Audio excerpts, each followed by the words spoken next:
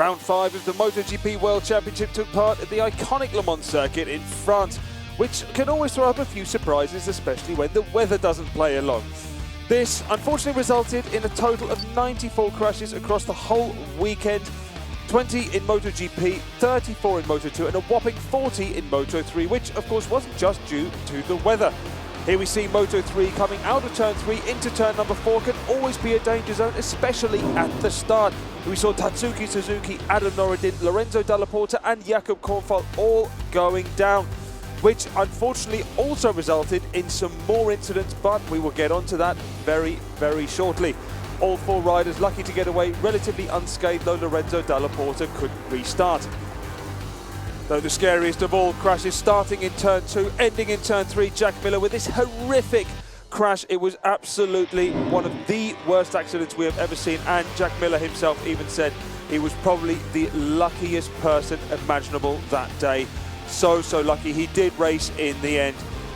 Marc Marquez here actually in the race, you see, lost the front in almost exactly the same point in a slightly different manner though. Basically his front tyre just said no more, this softer carcass.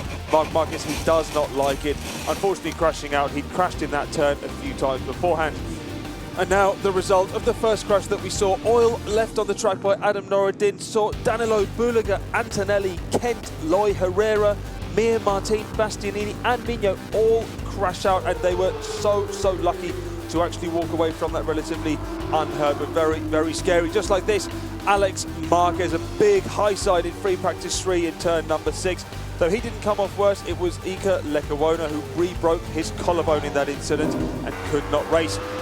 Johan Zarco here, the local boy, turn number 10. A little bit cold in the morning, coming outside of turn 10, you flick it left, then you flick it right, just losing the front.